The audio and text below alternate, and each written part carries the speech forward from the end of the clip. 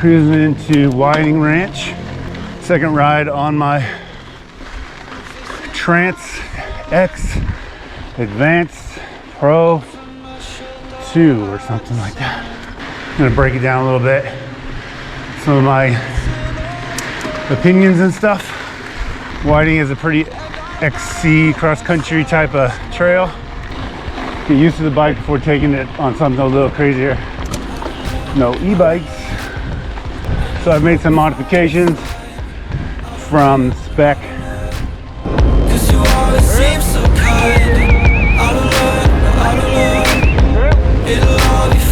So like I said, the original spec, I made some changes, but the bike cost about $5,100, and the reason I picked it was there's really nothing available.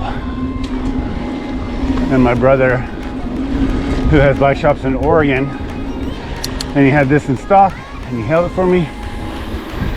So thank you, Alex. Original spec on the bike was pretty mediocre at best, which kind of is a bummer when you're paying $5 grand. But so originally the bike came with full carbon frame, also carbon wheels from Giant, and NX Eagle drivetrain, which I was like, So I ordered an XL1 rear derailleur, which is pretty fancy for me, and the GX shift lever. And then the bike came with a lot of Giant parts, dropper post and handlebars. So I bought each of those, and they are on their way still. But the Giant dropper post is way better than I thought it would be. Like way better. And the handlebar is aluminum, so I got a deity carbon. Can't remember the name of it, but, and that's in the mail too. The medium to low end stuff continues with the fork and shock. I don't mind the fork so much. It's RockShox Pike with 150 mil trowel. The rear shock is a Deluxe Select Plus with only lockout and wide open settings. So I was kind of bummed on that. But the bike overall feels super comfortable. The other bummer on the spec was the brakes, although they've been surprisingly amazing. They're called Nectro Orion Force. And when I saw them, I was like, oh no. I didn't realize that's what it came with. Honestly, like, I'm almost embarrassed to be so stoked on them. Like, they have some serious bite for my 230 pounds. They stop me really well with a good amount of modulation. Right here starts the big climb up Whiting Road. Another thing that I swapped out was a 34 tooth chainring for a 30. It came with the 30 and I had the 34, and the 30 was just way too easy. And so this will be the first time climbing. So far I like it.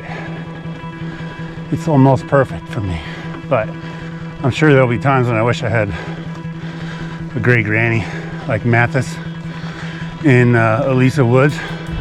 One thing I've definitely noticed is that this bike climbs straighter, tracks straighter than the Slash. So it is supposed to be a better climber, so I shouldn't be surprised. But so my heart rate is higher than it was on the Slash after that climb, so I'm guessing the gearing makes a big difference. I have a problem with pushing a little harder, but I think the 32 tooth is probably the happiest, best middle ground. Overall, still enjoyable to ride.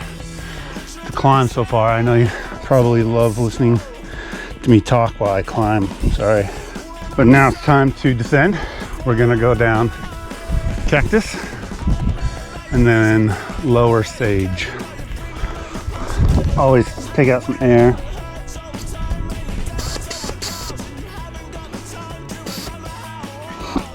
When I'm done climbing. So there's the bike. It's not ugly. It's got a bit of a rosy, sort of maroony thing going on in the back. You see in the sunlight. It also came with some Mauber tires, which made me stoked. The Maxxis DHF in front, and the Maxxis Dissector 2.4 in the back and 2.5 in the front. So I'm dialing in the suspension too, so it's only my second ride, and should be pretty close, but we're not guaranteeing anything at this point. Have fun, be safe.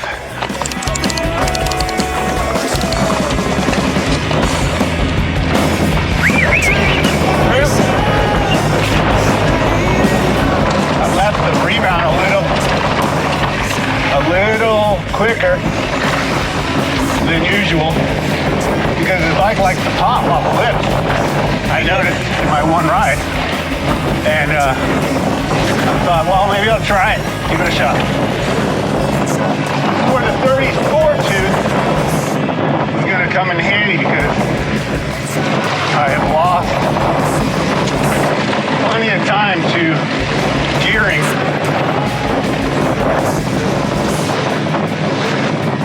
with the 32 tooth, and especially with that one ride with the 30 tooth. No brakes yet. Suspension feels pretty good. Like I said, a little pop here. Brakes seem to be working. Trying to not brake, but time to have to, right? True. Feels really good. Trail's already dry, and not much traction, so can't really hammer, but I know the trail well enough. There's really no excuses. And it's always like this, so I'm used to it. So good. So good. Felt pretty fast. Nothing amazing, but definitely enjoyable. Definitely looking forward to the carbon handlebar and the GX shifter showing up. Little things like that can make some nice changes, even though subtle. So I guess you could say it's kind of a project bike, and I knew that going into it. All right.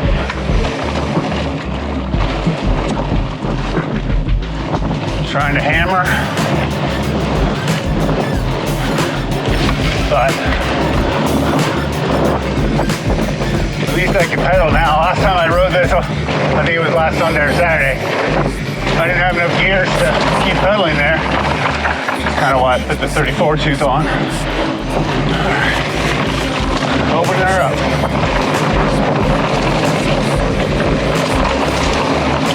Smooth and quiet. Trail are always awesome. Trail. I don't know if I said it earlier, but I've been on this trail over 300 times, so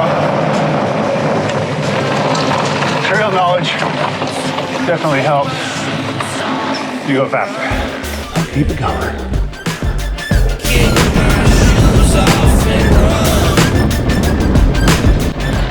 There's a lot of traffic on this trail.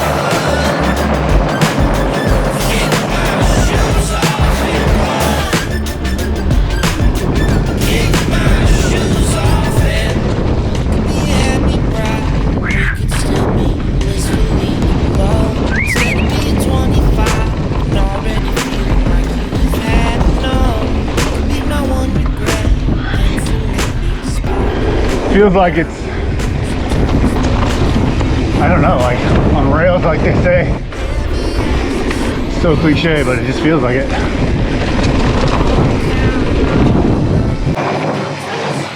Wow. That felt totally different from the 300 other times I did it. And I think it's the rebound in the back. Definitely flies a little better than this last did. Incredible. Not what I expected. So now I'm gonna do a little extra credit. Fun bike park little thing. Top secret.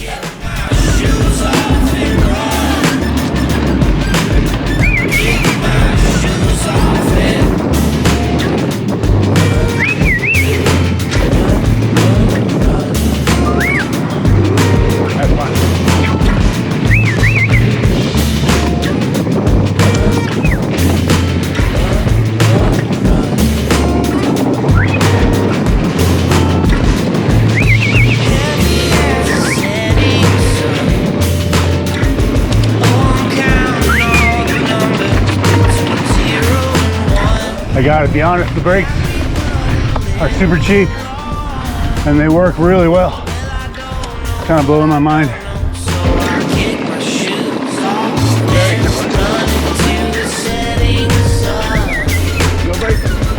I really do enjoy this bike, but it's only a few rides in. It's probably better than what I expected, but you're gonna have to upgrade some parts if you get a lower spec and a lower price point, which should be kind of expected. Anyways, cheers and see you out there on the trails.